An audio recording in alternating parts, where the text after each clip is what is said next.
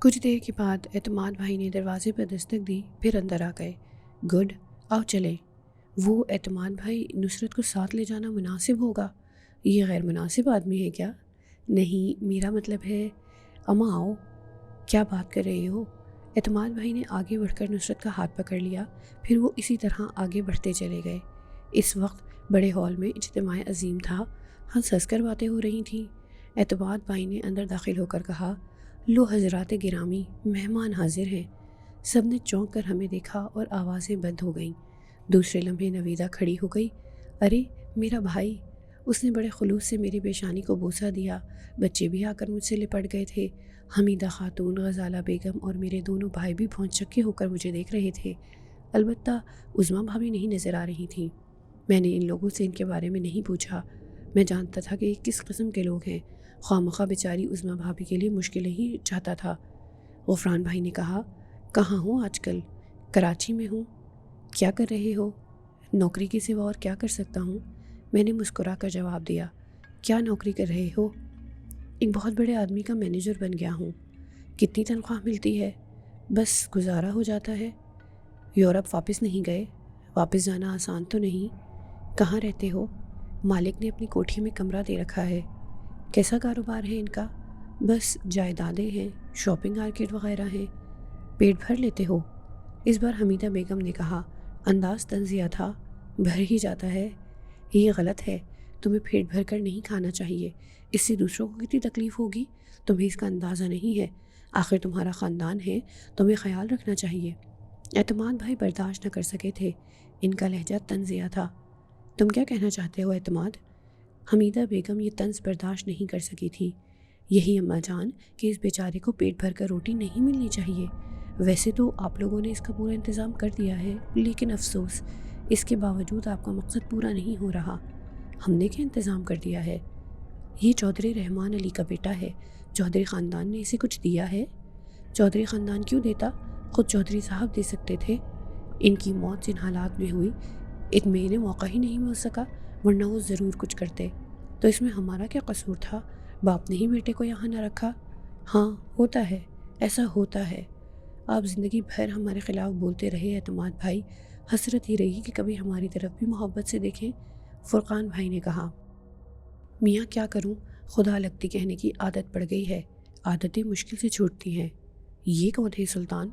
نویدہ نے نصرت کی طرف اشارہ کر کے کہا۔ نصرت صاحب میرے باس، میں نے کہا اور سب چونک پڑے۔ باس؟ یعنی وہ جن کے پاس تم نوکری کرتے ہو؟ فرقان بھائی نے پوچھا۔ نصرت ہکا بکا رہ گیا تھا، لیکن مجھے جو لطف آ رہا تھا میں ہی جانتا تھا۔ باقی لوگ چونک پڑے تھے۔ میں نے ایک دم ان کا رویہ بدلتے دیکھا۔ ہمیں بیٹھنے کی پیشکش کی گئی۔ غزالہ بھابھی نے نصرت کو دیکھتے ہوئے کہا، ہم عمری کی وجہ سے آپ دوست بن گئے ہوں گے، کیا نام ہے آپ کا؟ جی نصرت۔ بہت بڑا کاروبار ہے آپ کا کراچی میں؟ جی بس۔ دیکھا آپ نے غزالہ بھابھی، اللہ کیسے اپنے بندوں کو سنبھالتا ہے۔ نصرت صاحب، پہلے میں نے آپ کے بارے میں نہیں پوچھا تھا، اب آپ سے مل کر بہت خوشی ہوئی ہے۔ اعتماد بھائی بے حد منہ پھٹ آدمی تھے۔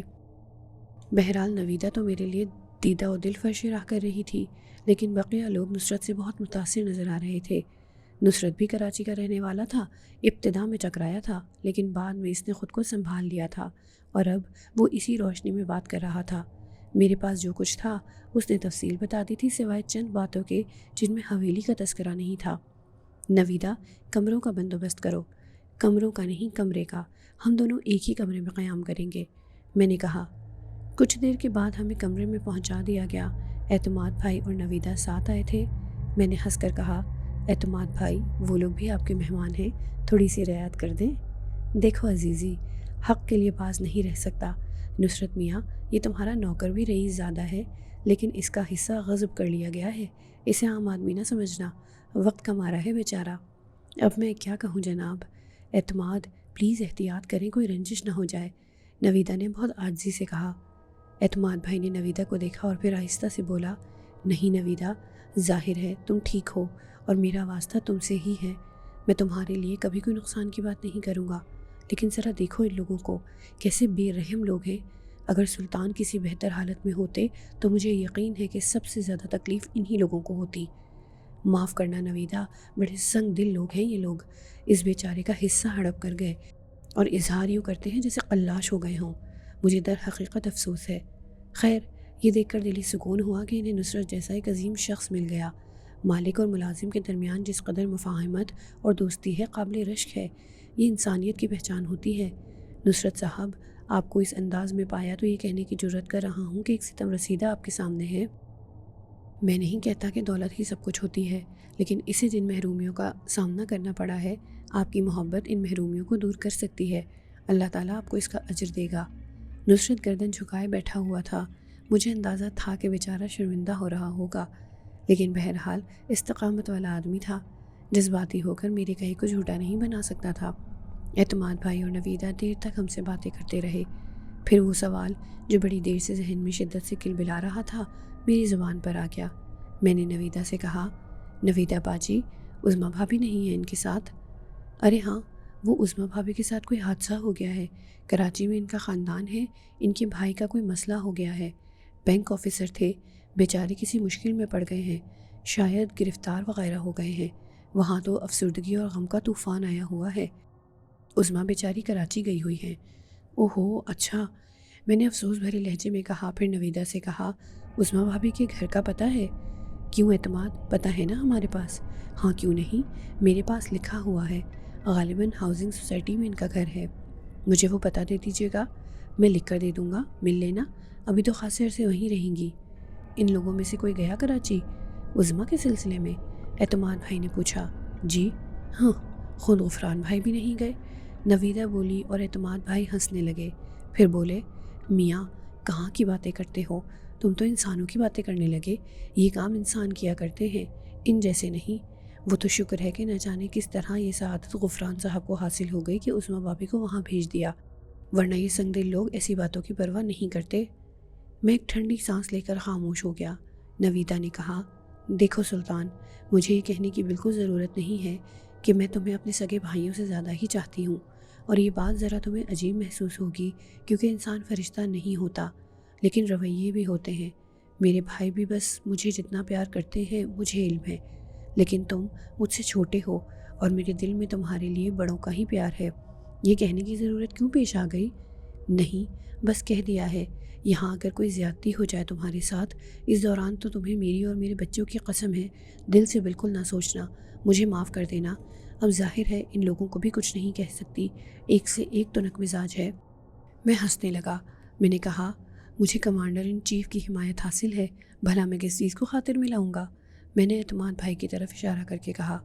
اوہ زندہ باد، یہ ہوئی نا بات، اور ہے نا میرا یار، او میرے یار، میری تیری یاری پکی۔ دنیا ادھر کی ادھر ہو جائے، اعتماد پر اعتماد مت چھوڑنا۔ سوال ہی پیدا نہیں ہوتا اعتماد بھائی۔ گڈ، پھر ملاؤ ہاتھ۔ بس ہم ان لوگوں کے ساتھ بھی کوئی سخت رویہ اختیار نہیں کر سکتے کیونکہ بہرحال نویدہ کا مہکہ ہے۔ آپ ہمارے لیے بالکل فکر نہ کریں، رات کو نشست جمے گی، اعتماد بھائی نے کہا۔ بالکل جمے گی، لیکن نوک جھوک نہیں ہوگی۔ چلو ٹھیک ہے، اعتماد بھائی نے وعدہ کر لیا۔ اس کے بعد یہ دونوں چلے گئے۔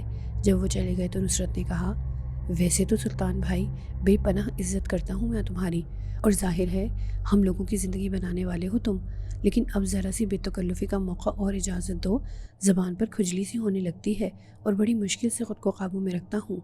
یار، میں نے تم کو تکلف کرنے کے لیے کب کہا ہے؟ کہا تو نہیں ہے، لیکن خیال رکھنا پڑتا ہے۔ یہ جو اچانک تم نے میرے اوپر بمباری کر دی ہے، میری کھوپڑی ناچ کر رہ گئی ہے۔ کم از کم مجھے بتا تو دیا ہوتا۔ پہلے سے طے شدہ منصوبہ نہیں تھا یار، بس اتفاقیہ طور پر ہی یہ صورتحال پیش آ گئی۔ اچانک یہ لوگ آ گئے، ویسے صورتحال تمہاری سمجھ میں آ گئی ہوگی کسی حد تک، لیکن اب تو بریف کر دو مجھے تاکہ کسی غلطی کا احتمال نہ رہے۔ تفصیل تو تمہیں معلوم ہو ہی گئی ہے۔ حمیدہ بیگم میری سوتیلی ماں ہے، وہ تو سب سمجھ رہا ہوں۔ غفران اور فرقان بھائی ہیں، میرا حصہ کھا گئے ہیں۔ اعتماد بھائی بہنوئی ہیں، حالانکہ نویدہ بھی حمیدہ بیگم ہی کی بیٹی ہے، لیکن بہرحال انسان میں فرق ہوتا ہے۔ اب ایک اور تفریح کرنی ہے رات کو۔ ہاں وہ بھی بتا دو ذرا۔ وہ سامان جو ہم نویدہ اور بچوں کے لیے لائے ہیں، ظاہر ہے تم اسے پیش کرو گے۔ میں؟ ہاں، مگر کس پوزیشن میں؟ بس ایک اچھے دوست کی حیثیت سے، ایک گریٹ باس کی حیثیت سے۔ بخدا شرم سے پانی پانی ہو جاتا ہوں۔ خدا کے لیے ایسا نہ کرنا، کیونکہ مجھے گندگی پسند نہیں، میں نے کہا۔ نصرت ایک لمحے کے لیے میری بات نہ سمجھ سکا، سمجھا تو جھیپ کر قہقہے لگانے لگا۔ پھر میں نے کہا، اچھا جناب نصرت صاحب، اب آپ ذرا یہاں تشریف رکھیے، ہمیں ایک اور شخصیت سے ملنے جانا ہے۔ کون کون ہے وہ؟ نصرت نے سوال کیا۔ ابھی اسے صیغہ راز میں رہنے دو، مطلب یعنی کوئی اور ایسی شخصیت بھی ہے یہاں جس سے ابھی تک میری ملاقات نہیں ہوئی؟ ہاں۔ اب تجسس میں کیوں چھوڑ رہے ہو؟ بتا دو کون ہے وہ۔ نہیں نصرت، اس کے بارے میں کچھ بتایا نہیں جا سکتا۔ مار دیا نا۔ ٹھیک ہے باس، میرا مطلب ہے بند کمروں کے باس، جیسا آپ کا حکم۔ نصرت نے گردن ہلاتے ہوئے کہا۔ میں نے جان بوجھ کر نویدہ اور اعتماد بھائی سے ماجھی کے بارے میں نہیں پوچھا تھا، لیکن جو کچھ ماجھی کے لیے لایا تھا، میرے دل میں جو اس کی تڑپ تھی وہ بہرحال اپنی تڑپ تھی۔ اس کے اتنے قریب آنے کے بعد بھلا میں زیادہ انتظار کیسے کر سکتا تھا؟ چابی لے کر باہر گیا، کار میں سے مطلوبہ سامان نکالا، اسے اپنے لباس میں پوشیدہ کیا اور ماجھی کے کمرے کی جانب چل پڑا۔ دل میں ایک لرزش تھی، ایک احساس تھا، ایک خوف تھا، کہیں ایسا نہ ہو کہ ماجھی اپنے کمرے میں نہ ملے یا نویدہ اور اعتماد بھائی اس کے بارے میں کوئی اور کہانی نہ سنا دیں۔ ایک عجیب سی کیفیت تھی میری ماجھی کے سلسلے میں، جسے میں ابھی الفاظ کا کوئی روپ نہیں دے سکتا۔ بہرحال ماجھی کے کمرے میں داخل ہوا اور کمرے میں کسی کی موجودگی کا احساس کر کے دل کو سکون ہوا۔ ماجھی جائے نماز پر بیٹھی ہوئی دعا مانگ رہی تھی۔ میں نے اس کے عقب میں جا کر کھڑا ہوا اور خاموشی سے اسے دعا مانگتے ہوئے دیکھتا رہا۔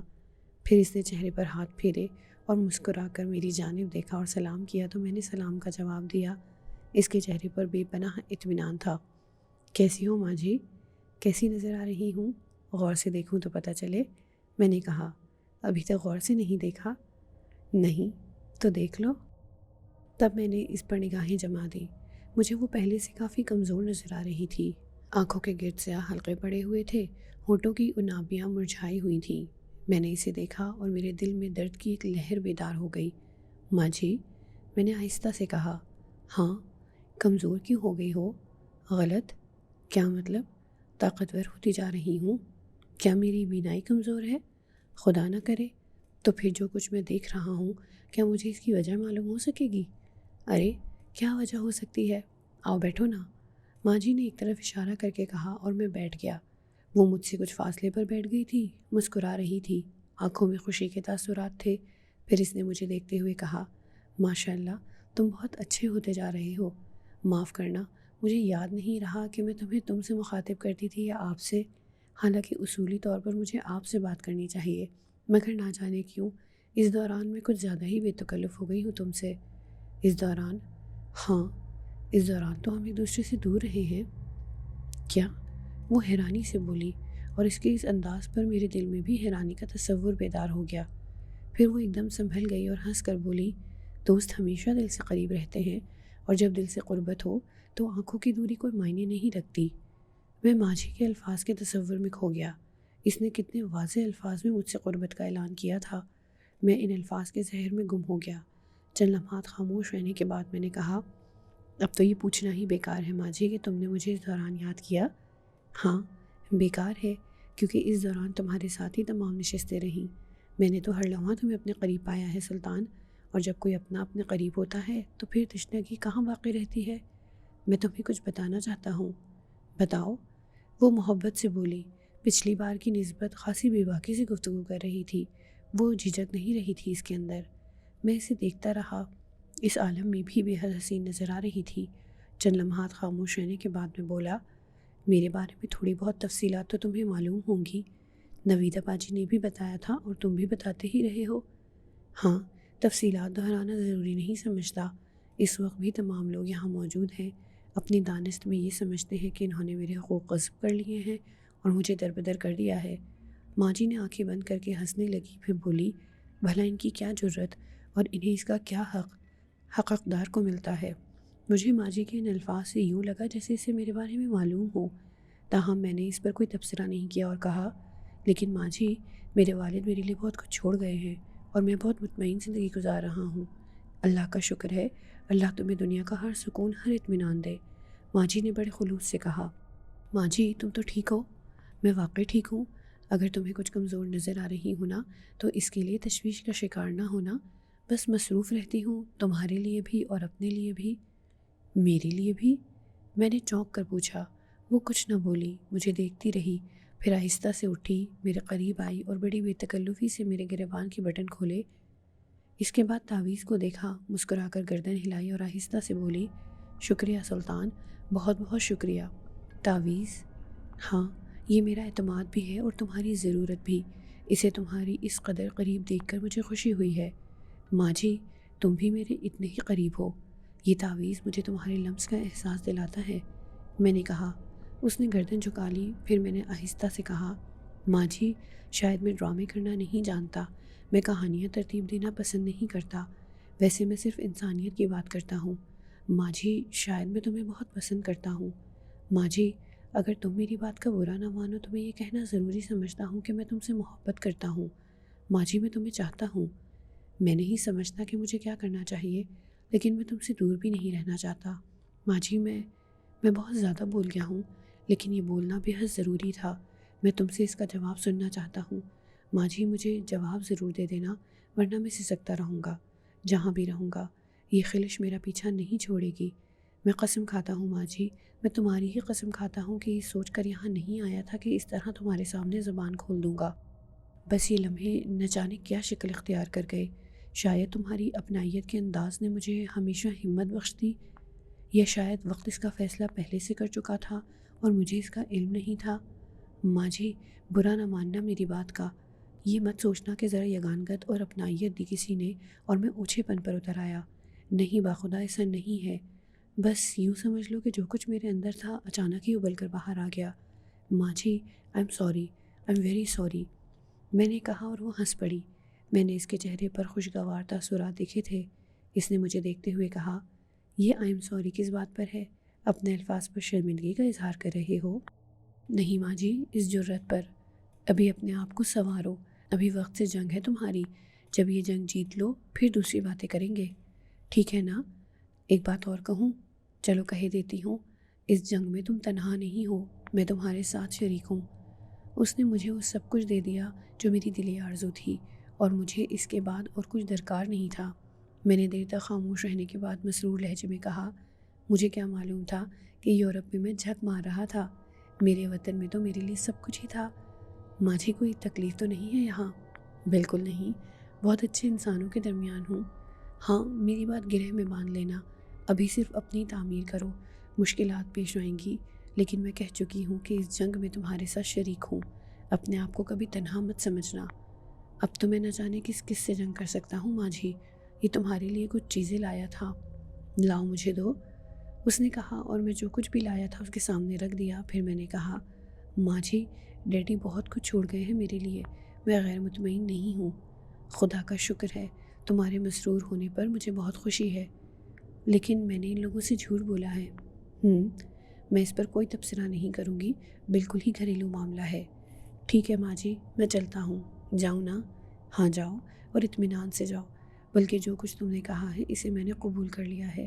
میرے دل و دماغ کے رابطے قائم ہیں، بلکہ پہلے ہی ہو گئے تھے۔ اب اپنے آپ پر خول چڑھا کر رکھنے سے کیا فائدہ؟ نسوانیت، شرم و حیا عورت کا زیور ہے، لیکن بہرحال دل کہتا ہے کہ زبان بھی کھولو۔ سو بس اتنا ہی کافی ہے۔ میری جانب سے مطمئن رہنا، زندہ بھی رہوں گی، تمہیں یاد بھی کرتی رہوں گی، وقت کا انتظار بھی کروں گی، لیکن اپنے آپ کو گنوانا ٹھیک نہیں ہے نا؟ شکریہ ماں جی، بہت بہت شکریہ۔ تو پھر اللہ حافظ، اس نے کہا اور میں کھڑا ہو گیا۔ میرا پورا بدن مسرت سے جھوم رہا تھا۔ یوں محسوس ہو رہا تھا جیسے زمین و آسمان کے تمام خزانے سمیٹ کر اس کمرے سے باہر نکل رہا ہوں۔ شاداں و فرحاں واپس اپنے کمرے میں آ گیا۔ نصرت آرام سے لیٹا ہوا تھا، مجھے دیکھا اور دیکھتا رہا، پھر ایک گہری سانس لی اور آنکھیں بند کر کے گردن ہلانے لگا۔ میں مسکراتا ہوا مسہری پر بیٹھ گیا۔ کیا ہو رہا ہے؟ اب کیا چھپانا دوستوں سے، ہنا کو یاد کر رہا ہوں۔ میں ہنس پڑا۔ ساری باتیں اپنی جگہ، لیکن ماجھی ایسی شخصیت نہیں تھی کہ میں اس کی کہانیاں عام کرتا پھرتا۔ مجھے تو یوں لگ رہا تھا جیسے اس وقت میں دنیا کا سب سے امیر انسان ہوں۔ میری محبت نے میری محبت کو قبول کر لیا تھا۔ شاید اس سے بڑی خوشی انسان کے لیے اور کوئی نہ ہوتی ہو۔ نصرت اب بھی مجھے گھور رہا تھا۔ کیا دیکھ رہے ہو؟ جو دیکھ رہا ہوں اسے بیان کرنے کی تاب نہیں پاتا، نصرت نے کہا۔ مطلب؟ نہیں، کوئی مطلب نہیں، بس ایک شعر نہ جانے کیوں یاد آ رہا ہے۔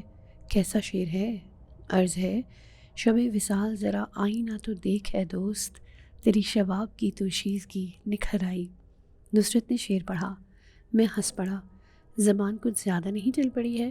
میں نے کہا بس کیا کیا جائے، یہی خرابی ہوتی ہے ہم چھوٹے لوگوں میں، ذرا سا منہ لگاؤ اپنی اوقات سے آگے بڑھ جاتے ہیں۔ کیا بکواس کر رہے ہو؟ یہ کیا باتیں شروع کر دی؟ جاری رہیں گی اس وقت تک جب تک ہمارے مقام کا تعین نہ ہو جائے گا۔ کون سے مقام کی باتیں کر رہے ہو؟ یہی کہ شاہ کے مصاحب ہیں یا سچ مچ کے دوست؟ فیصلہ تو ہونا چاہیے نا، تاکہ آئندہ اپنی زبان پر قابو پایا جا سکے۔ یار تو بہت چالاک آدمی ہے، اس میں کوئی شک نہیں۔ بظاہر سیدھا سادہ نظر آنے والا ہے، لیکن اندر سے بہت آگے کی چیز۔ کمال کرتے ہو، یعنی ہم نے تو جان ہتھیلی پر رکھ کر داستان سنا ڈالی، اور آپ ہیں کہ ابھی تک اپنے آپ کو خول میں بند کیے ہوئے ہیں۔ کوئی شرافت ہے؟ اچھا فضول باتیں بند کرو، ابھی کچھ نہیں بتاؤں گا، لیکن وعدہ ہے کہ بتا ضرور دوں گا، میں نے کہا، اور وہ ہنسنے لگا۔ بہرحال پھر رات ہوئی، ڈنر ٹیبل سجنے لگی۔ اعتماد بھائی نے ضرورت سے کچھ زیادہ اہتمام کیا تھا اور بہت سے لوازمات سجا دیے تھے۔ یہ ان کا مزاج تھا، ان کی عادت تھی، اور اس عادت سے میں نے روک نہیں سکتا تھا۔ ڈنر کیا گیا، بڑی اچھی نشست رہی، بہت عمدہ گفتگو رہی۔ سبھی لوگ مجھ سے بڑی یگانگت سے بات کر رہے تھے۔ بعد میں فرمائش ہوئی کہ کہیں ایک جگہ بیٹھ کر باتیں کی جائیں، اور اعتماد بھائی نے اپنے اس بڑے ڈرائنگ روم کی پیشکش کر دی جس میں بے شمار افراد سما سکتے تھے۔ نشست عمدہ قسم کی چائے کے ساتھ جمائی گئی۔ چائے سرو ہوئی، گرما گرم چائے نے کیا لطف دیا تھا اس وقت بیان سے باہر ہے، لیکن سب کی نگاہیں میرے بارے میں جاننے کی خواہاں تھیں۔ فرقان بھائی نے ہی بزرگانہ انداز میں کہا، میں یہ نہیں کہتا کہ تم اپنا مستقبل تلاش نہ کرو، مگر یہ اچھا نہیں لگتا کہ تم کہیں نوکری کرو۔ ہم سب مل جل کر کسی نہ کسی شکل میں گزارا کر رہے ہیں، جو کچھ بھی اللہ تعالیٰ دیتا ہے کھا لیتے ہیں۔ بہاولپور تم یہ کہہ کر آئے تھے کہ کچھ عرصے کے بعد واپس آ جاؤ گے، لیکن یہاں سے کراچی نکل گئے۔ نوکری کرنے کی کیا ضرورت تھی آخر؟ یہ مناسب نہیں ہے، لوگ انگلیاں اٹھائیں گے، سیدھا الزام لگا دیں گے سوتیلے بھائی کو گھر سے نکال دیا۔ میرا تو خیال یہ ہے کہ تم فاروق آباد واپس چلو، جس طرح ہم گزارا کرتے ہیں اس طرح تم بھی گزارا کر لینا۔ ویسے معاف کرنا، نصرت صاحب کے سامنے یہ پوچھنے کی ہمت تو نہیں کرنی چاہیے مجھے، لیکن پھر بھی میں تم سے یہ سوال کر رہا ہوں کہ نصرت صاحب تمہیں کیا تنخواہ دیتے ہیں؟ موضوع میری پسند کے مطابق نکل آیا تھا، اور یہ وقت رسک لینے کا تھا۔ میں نے آہستہ سے کہا، کراچی جیسی جگہ میں نوکری تلاش کرنا آسان کام نہیں ہے بھائی صاحب۔ وہ تو نصرت صاحب ہیں، بس کیا کہوں، فرشتہ ثابت ہوئے ہیں میرے لیے، بڑی مہربانی اور محبت سے پیش آتے ہیں۔ ان کا اندازہ آپ نے ان سے بھی لگا لیا ہوگا، تاہم میں نے تو ان سے روٹی کپڑا اور رہائش کی بات کی تھی۔ ویسے بھی میں سمجھتا ہوں کہ اس کے علاوہ مجھے اور کیا درکار ہے۔ نصرت صاحب نے اپنی ہی کوٹھی میں جگہ دے دی ہے رہنے کے لیے، اور دلچسپ بات یہ ہے کہ بے شمار سرونٹ کوارٹرز ہونے کے باوجود انہوں نے مجھے سرونٹ کوارٹر میں نہیں رہنے دیا، بلکہ کوٹھی کے ایک کمرے ہی میں میرا سامان سجا دیا گیا ہے۔ میں نہیں سمجھتا کہ ان کے احسانات کا کیا صلہ ادا کروں۔ جہاں تک بات میری تنخواہ کی ہے تو اول تو مجھے کسی شے کی ضرورت نہیں ہے، نصرت صاحب خود ہی میری ضروریات کو پورا کر دیتے ہیں، لیکن پھر بھی نصرت صاحب کا کہنا ہے کہ میری تنخواہ بینک میں جمع ہو جاتی ہے، باقی سارے اخراجات انہی کے ذمے ہیں۔ اس دور میں ایسے فرشتہ صرف لوگ کہاں ملتے ہیں۔ واقعی نصرت صاحب بہت عظیم ہے کہ اس طرح انہوں نے نرم روی اختیار کی ہے، فرقان بھائی نے کہا، لیکن پھر بھی میں تمہیں پیشکش کرتا ہوں کہ میرے ساتھ فاروق آباد چلو، جو کچھ بھی تھوڑا بہت بچا کچا ہے اس کی دیکھ بھال ہمارے ساتھ مل کر کرو، تمہیں کوئی پریشانی نہیں ہونے دیں گے، یہ ہمارا وعدہ ہے۔ لیکن میں بھلا انہیں کیسے چھوڑ سکتا ہوں؟ نصرت نے کہا، بھائی میں مجبور نہیں کروں گا، بس دنیا کا خیال ہے، زبانیں بے لگام ہوتی ہیں، کوئی کچھ بھی کہہ سکتا ہے، آخر ہمیں بھی تو اپنی عزت بچانی ہے۔ میں آپ سے کیا کہوں فرقان بھائی، ان نصرت بھائی نے تو مجھے کہیں کا نہیں رکھا ہے، بڑی محبت کرتے ہیں مجھ سے، لگتا ہے مجھے اپنوں سے جدا کر دیں گے۔ اب دیکھیے نا، میں نے ان سے کہا کہ بہاولپور جانا ہے، چلے آئے میرے ساتھ کہ چلو میاں ہم بھی ذرا پنجاب کی سیر کر لیں گے، اور پھر میں نے انہیں بتایا کہ بہاولپور میں نویدہ ہیں، میری بہن بہنوئی اور بچے، بس نہ جانے کیا کیا علم علم خریداری کر ڈالی ہے تحائف کے طور پر دینے کے لیے۔ نصرت چونکہ ہر صورتحال سے واقف ہو چکا تھا، اس نے کہا، اور مجھے صرف اس بات کا افسوس ہے کہ خریدا میں نے صرف نویدہ بہن، اعتماد بھائی اور بچوں کے لیے، اگر مجھے معلوم ہوتا کہ اہل فاروق آباد بھی یہاں مل جائیں گے تو میں ان کے لیے بھی خریداری کرتا۔ معافی چاہتا ہوں آپ لوگوں سے، لیکن کسی وقت فاروق آباد بھی حاضری دوں گا۔ کسی وقت کیوں میاں، ہمارے ساتھ ہی فاروق آباد چلو گے؟ اب یہ تو ہو نہیں سکتا کہ بہاولپور تک آؤ اور فاروق آباد نہ چلو، فرقان بھائی نے کہا۔ جی یہ تو ذرا مشکل ہو جائے گا اس وقت، لیکن بہرحال بھائی اب جو کچھ نویدہ بہن کو دینا ہے وہ دے دیں سلطان صاحب، گاڑی میں پڑا سڑ رہا ہے۔ میں بھلا کیسے دے سکتا تھا؟ آپ کی امانت، آپ کے تحفے۔ میں نے کہا تو پھر میں لے کر آتا ہوں، نصرت نے کہا اور میں نے شانے ہلا دیے۔ نصرت اپنی جگہ سے اٹھا، اس نے مجھ سے کہا تم نہیں آؤ گے سلطان؟ نہیں، آپ باہر سے کسی ملازم کو پکڑ لیجیے گا۔ ٹھیک ہے، نصرت نے کہا۔ وہ ساری واقفیت رکھتا تھا، باہر نکل گیا۔ ڈائننگ ہال میں خاموشی طاری ہو گئی تھی، لیکن اعتماد بھائی چند ہی لمحات کے بعد بولے، یہ کیا حماقت کی تم نے سلطان؟ کیا بھائی جان، تم نے اسے تحفے کیوں لانے دیے؟ یہ غیر شخص ہے وہ ہمارے لیے۔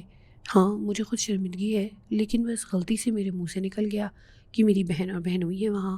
نصرت صاحب بگڑ گئے، کہنے لگے کہ کیا خالی ہاتھ جاؤ گے بہن کے گھر؟ پھر خود ہی کچھ خریداری کر ڈالی انہوں نے، مجھے تک پتہ نہیں کہ کیا کیا لائے ہیں۔ بہرحال یہ مناسب نہیں ہے، مالک چاہے کتنا ہی دولت مند ہو، لیکن اس کے اور ملازم کے درمیان ایک حجاب رہتا ہے۔ ہم اتنا زیادہ احسان نہیں لینا چاہتے کسی کا۔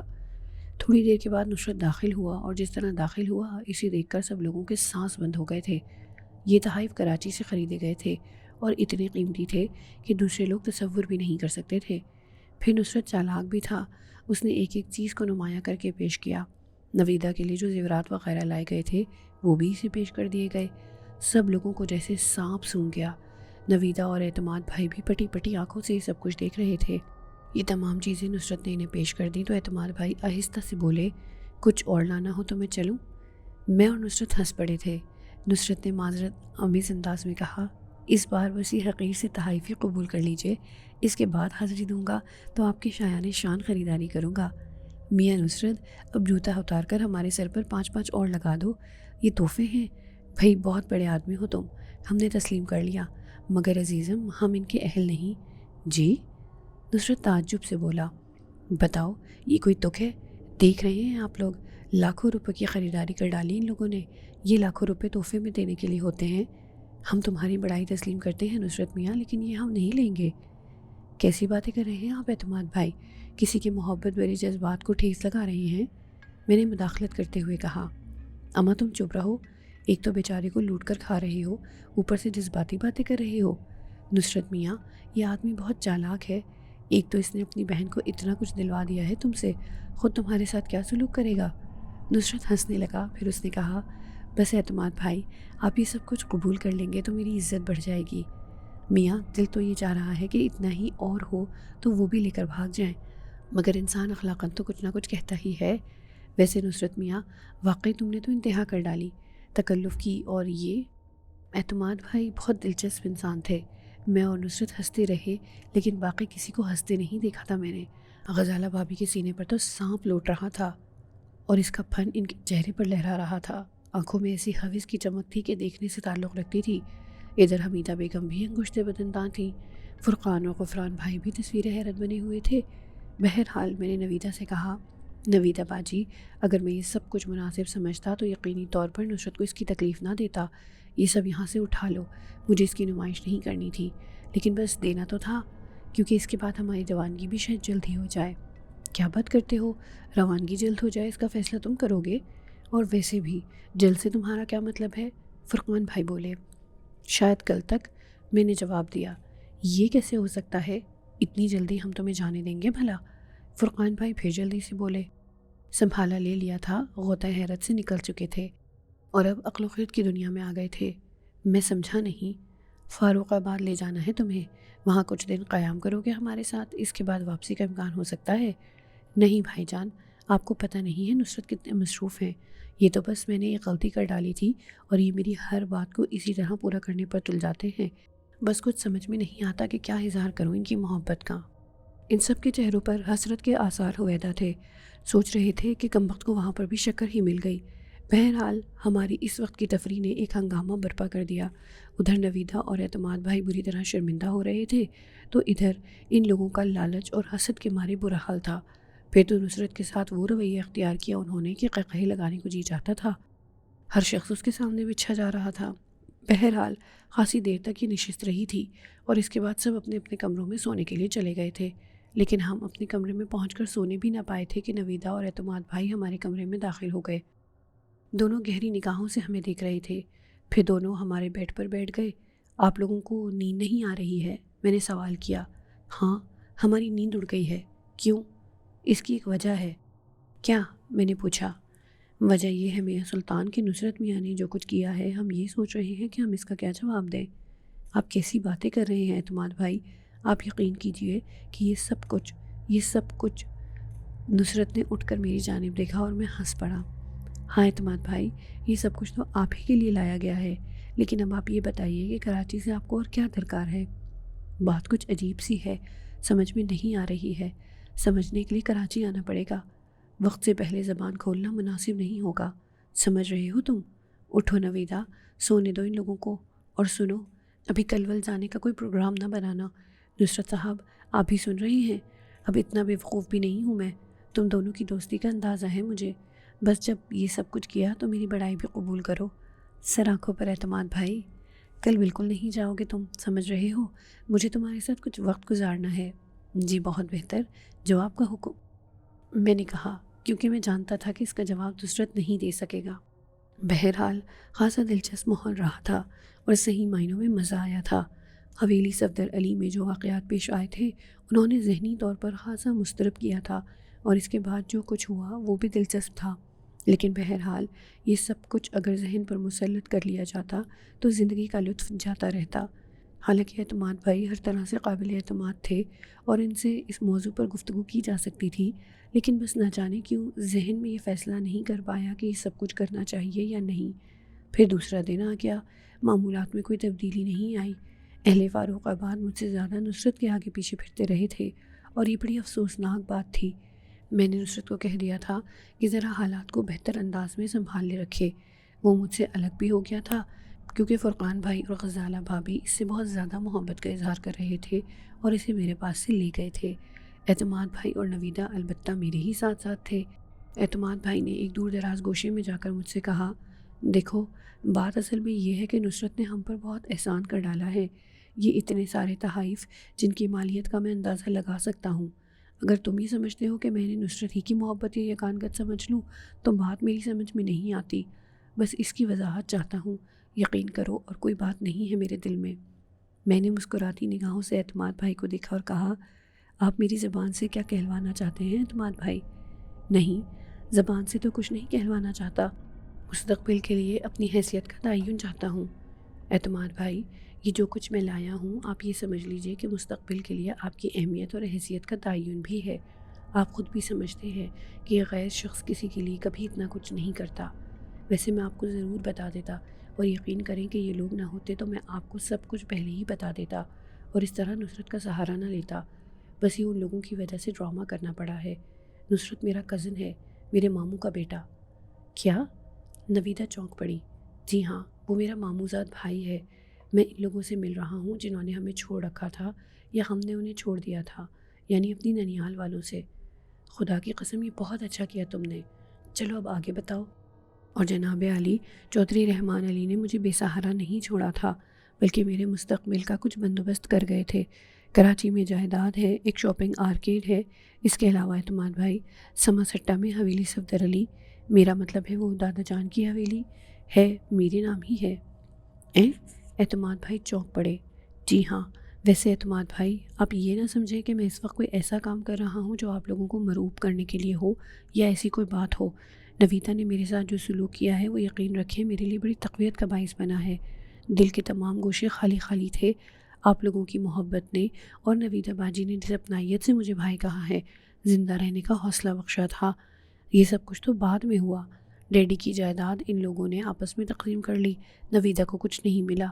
لیکن نہیں اعتماد بھائی، ایسا نہیں ہے۔ میرے پاس جو کچھ ہے اس میں سے آدھا نویدہ باجی کا ہے۔ بے شک ڈیڈی نے وہ اس کے نام نہیں لکھا، لیکن بہنوں کے بھائی بھی باپ ہی کے مقام ہوتے ہیں۔ مجھے کیا کرنا ہے ان تمام چیزوں کا، کسی وقت تفصیل سے بیٹھ کر آپ سے بات کروں گا۔ اعتماد بھائی نے گہری سانس لے کر گردن جھکا لی۔ نویدہ کی آنکھوں سے آنسو ٹپکنے لگے تھے۔ میں نے آگے بڑھ کر کہا، نہیں نویدہ باجی، فرقان بھائی اور غفران بھائی نے تمہیں نظر انداز کر دیا، لیکن کوئی بات نہیں، میں جو ہوں، میں بھی تمہارے ہی باپ کا خون ہوں، میں تمہیں نظر انداز نہیں کروں گا نویدہ باجی، اطمینان رکھیں۔ خدا تمہیں زندہ سلامت رکھے سلطان، بات صرف ظرف کی ہوتی ہے بیٹے، اور کچھ نہیں۔ میں بہت خوش ہوں، یقین کرو بے پناہ خوش ہوں، سارے شکوے، سارے گلے دور ہو گئے ہیں۔ باقی جہاں تک رہا مسئلہ کچھ لینے دینے کا، تو تم خود دیکھ لو کہ اللہ کا دیا سب کچھ موجود ہے۔ ایک حوصلہ درکار ہوتا ہے انسان کو، کسی اپنے کا، کسی کی اپنائیت کا، تو یہ حوصلہ تم نے ہمیں بخش دیا ہے۔ اگر تم اپنے باپ کی جائیداد میں سے اور اس جائیداد میں سے جو وہ خصوصاً تمہیں پوشیدہ کر کے تمہارے نام لکھ گئے ہیں، نویدہ کو اس میں سے کچھ دینا چاہتے ہو تو سمجھو ہم نے وصول کر لیا۔ اب وہ سب کچھ تمہارا ہے اور تمہارا ہی رہے گا۔ نویدہ کے پاس بہت کچھ ہے، بس اتنا کافی ہے کہ تم ہمارے ہو، ہم سے محبت کرتے ہو۔ اعتماد بھائی کا قد میری نگاہوں میں کچھ اور بڑھ گیا تھا۔ وہ واقعی قابل قدر انسان تھے۔ میں خاموش ہو گیا۔ چند لمحات کے بعد میں نے کہا، بہرحال اعتماد بھائی، یہ ساری باتیں الگ ہیں۔ ان لوگوں کا قیام کب تک ہے؟ میں انتہائی معافی چاہتا ہوں نویدہ باجی، میری بات کو محسوس مت کرنا۔ بس جو انداز اختیار کیا ہے ان لوگوں نے، تم لوگ دیکھ رہے ہو۔ اب میں اس وقت کچھ بھی نہیں ہوں اور نصرت ان لوگوں کی آنکھوں کا تارا بنا ہوا ہے۔ اعتماد بھائی ہنس پڑے، پھر بولے، تو بنا رہنے دے یار، اچھا ہے۔ ویسے لڑکا بہت چالاک ہے، بڑی چالاکی کے ساتھ اپنا کردار نبھا گیا۔ تم نے پہلے سے اس کے لیے تیار کر لیا تھا؟ سوال ہی پیدا نہیں ہوتا اعتماد بھائی، مجھے کیا معلوم تھا کہ فاروق آباد والے اس وقت یہاں موجود ہوں گے۔ ویسے آپ یقین کریں، اس پر بھی میں نے اچانک ہی بمباری کی تھی اور وہ ششدر رہ گیا تھا۔ ویسے یہ بہت اچھا ہوا کہ کراچی میں تمہیں تمہارا ننیالی خاندان مل گیا۔ اب وہ ددیالی خاندان کا تو خیر تذکرہ نہیں کیا جا سکتا کیونکہ وہ ایک الگ ہی حیثیت رکھتا ہے۔ مزہ آ رہا ہے؟ چھوڑیے ان باتوں میں کیا رکھا ہوا ہے، باقی یہ جو کچھ بھی ہے اعتماد بھائی، یہ کوئی حیثیت نہیں رکھتا۔ ہم لوگ خواہ دولت کے غلام بن گئے ہیں اور دولت کے لیے محبتوں کو ٹھکرا چکے ہیں، حالانکہ یہ نہیں ہونا چاہیے۔ اچھا یہ بتاؤ کہ کب تک یہاں رکو گے؟ اعتماد بھائی، چلے جانا ہی بہتر ہوگا۔ ویسے کیا ایک بات کر سکتا ہوں آپ سے؟ ارشاد ارشاد۔ کراچی آئیں گے؟ 1000 بار آئیں گے، کیوں نہیں آئیں گے؟ تو پھر کراچی آئیے اور جب بھی آئیں مجھے ٹیلی فون کر دیں۔ اپنا تمام پتہ وغیرہ دے دینا، ہم ضرور پہنچیں گے کراچی۔ بہت بہت شکریہ۔ ویسے بھی مجھے آپ سے بہت سی باتیں کرنی ہیں اعتماد بھائی، تو رک جاؤ نا کچھ دن، بس ماحول میں کچھ تلخی نہ پیدا ہو جائے، اس لیے میں نہیں رکنا چاہتا۔ اعتماد بھائی پرخیال انداز میں گردن ہلانے لگے تھے۔ اچانک ہی نویدہ نے چونک کر کہا، ماجی سے تو مل لیے ہو نا؟ جی، بھلا ماجی سے کیوں نہ ملتا؟ میں نے مسکرا کر کہا اور نویدہ خاموش ہو گئی۔ پھر کافی دیر تک ہم باتیں کرتے رہے تھے اور اس کے بعد نصرت کے ساتھ فاروق آباد والوں کا گروہ بھی ہمارے پاس پہنچ گیا۔ نصرت نے کہا، وہ سلطان صاحب، غزالہ بھابھی، فرقان بھائی مجھے چولستان دکھانے کے لیے کہہ رہے ہیں۔ ان کا کہنا ہے کہ بہاولپور آنے کے بعد اگر صحرائے چولستان نہ دیکھا تو کچھ بھی نہ دیکھا۔ یہ بڑی پراسرار روایتوں کا حامل ہے۔ میرے ذہن میں صحرائے چولستان آ گیا تھا۔ اعتماد بھائی نے بھی مسکراتی نگاہوں سے میری جانب دیکھا تھا۔ میں نے فوراً ہی کہا، جی نہیں نصرت صاحب، واپس کراچی چلنا ہے۔ کاروبار کو جس انداز میں چھوڑ آئے ہیں، ابھی ہمارے پاس اتنا وقت نہیں ہے کہ اسے زیادہ دیر تک نگاہوں سے اوجھل رکھ سکیں۔ میرے ان الفاظ پر سبھی چونک پڑے۔ غفران بھائی جلدی سے بولے، یہ کیا بات ہوئی؟ یعنی وہ تو آمادہ ہے اور تم انکار کر رہے ہو؟ جی ہاں بھائی نصرت میاں، بات کچھ بھی ہو لیکن ملازموں کو اتنا سر چڑھانا کوئی اچھی بات نہیں ہے۔ افسوس، میری گردن میں بہت عرصے سے تکلیف ہے، جس کا دل چاہتا ہے سر پر چڑھ جاتا ہے۔ اب اگر گردن ہلائی جا سکے تو انسان کو سر سے جھٹکا بھی جا سکے۔ یعنی کیا مطلب؟ میں انہیں کسی بھی بات سے انکار نہیں کر سکتا فرقان صاحب، کیا کروں؟ نصرت نے کہا۔ اعتماد بھائی ہنس پڑے تھے لیکن باقی لوگوں کے منہ بن گئے تھے۔ خیر، یہ اب آپ لوگوں کا آپس کا معاملہ ہے، مرضی ہے آپ کی۔ ویسے آپ اطمینان رکھیں فرقان بھائی، ہم لوگ فاروق آباد بہت جلدی آئیں گے، بس تھوڑے ہی عرصے کے بعد۔ بھلا فاصلہ ہی کتنا ہے کراچی سے یہاں تک، آنا جانا تو رہے گا۔ میں نے کہا، لیکن میری بات پر کسی نے کوئی تبصرہ نہیں کیا تھا۔ وہ حیران بھی تھے اور ناراض بھی کہ ایک ملازم مالک کے سامنے احکامات صادر کر رہا تھا، لیکن اب اعتماد بھائی اس بات سے مزے لے رہے تھے۔ یہ سمجھ میں نہیں آتا تھا کہ کیا کیا جائے۔ ان لوگوں کا بھی یہاں قیام طویل ہی معلوم ہوتا تھا کیونکہ جانے کے کوئی آثار نہیں تھے اور ان لوگوں کی موجودگی میں اعتماد بھائی سے بہت سی باتیں نہیں کی جا سکتی تھیں، لیکن پھر بھی اعتماد بھائی نے آج ہماری روانگی سے انکار کر دیا تھا اور کہا تھا کہ ہم لوگ کل چلے جائیں۔ بہرحال ان کا حکم سر آنکھوں پر، اور ویسے ہمیں فوراً ہی جانے کی کوئی جلدی نہیں تھی، چنانچہ ہم لوگ رک گئے۔ ماجی سے ایک ہی ملاقات ہوئی تھی اور میرا دل تڑپ رہا تھا کہ اس سے دوسری ملاقات بھی کروں، لیکن اس وقت جو لوگ یہاں موجود تھے ان کی موجودگی میں ہر طرح سے احتیاط برتنی پڑ رہی تھی۔ چنانچہ میں وقت کا انتظار کرنے لگا اور پھر جب نصرت اور وہ تمام لوگ اوپر کی منزل پر بیٹھ کر گپے لگانے میں مصروف ہو گئے، نویدہ رات کے کھانے کا انتظام کرنے لگ گئی، تو مجھے موقع مل گیا اور میں ماجی کے کمرے کی جانب چل پڑا۔ وہ انتظار کر رہی تھی، مسکراتی ہوئی بولی، بہت دیر کی مہرباں آتے آتے۔ واہ، یعنی آپ میرا انتظار کر رہی تھیں؟ ہاں، اب ایسی بھی کیا بے مروتی کہ اتنے سارے وقت میں سے اتنا مختصر سا وقت مجھے دیا گیا۔ میں کسی قدر جذباتی ہو گیا۔ میں نے بیٹھتے ہوئے کہا، ماں جی، شاید تم یقین نہ کرو کہ ایک منٹ، یہ جملے قابل اعتراض ہیں۔ نہ لفظ شاید ہونا چاہیے اور نہ ہی اس سے آگے کوئی بات۔ میں تمہاری ہر بات پر یقین کرتی ہوں۔ شکریہ ماں جی، میرا دل تو ایک لمحے کے لیے تمہارے پاس سے ہٹنے کو نہیں چاہتا، لیکن تمہاری عزت، تمہارا احترام مجھے اپنی آنکھوں میں موجود بینائی کی مانند عزیز ہے، اور میں نہیں چاہوں گا کہ اس پر کوئی حرف آئے۔ شکریہ نہیں ادا کروں گی، ماں جی نے کہا۔ ہاں ماں جی، شکریہ نہ ادا کرو۔ ماں جی، اس وقت پتہ ہے کیا بات ہے؟ فاروق آباد والے یہاں موجود ہیں، اور یہ لوگ بہرحال میرے دوست نہیں ہیں۔ میں انہیں دشمن تو نہیں کہہ سکتا، لیکن یہ میری بہتری چاہنے والوں میں سے نہیں ہیں۔ تمہارے بارے میں اگر انہوں نے ایک لفظ بھی غلط کہہ دیا تو میرے خیال میں یہ تمہارے ساتھ ظلم اور ناانصافی ہوگی، اس لیے میں چاہتا ہوں کہ کوئی تمہاری طرف شک کی ایک نگاہ بھی نہ ڈالے۔ ارے بابا، تو میں کب کہہ رہی ہوں کہ ایسا کرنے کا موقع دو، اس لیے میری بات کو محسوس مت کرنا۔ اچھا سنو، کل یہ لوگ چلے جائیں گے، تم یہاں سے پرسوں جانا، کل مت جانا، ماں جی نے کہا۔ کیا کوئی کہہ رہا تھا کہ کل یہ لوگ چلے جائیں گے؟ بس یہی سمجھ لو، ویسے کل یہ لوگ چلے جائیں گے، ماں جی نے کہا، اور میں حیرانی سے اسے دیکھنے لگا تھا۔ نہ جانے اتنے اعتماد سے اس نے یہ الفاظ کیوں کہہ ڈالے تھے۔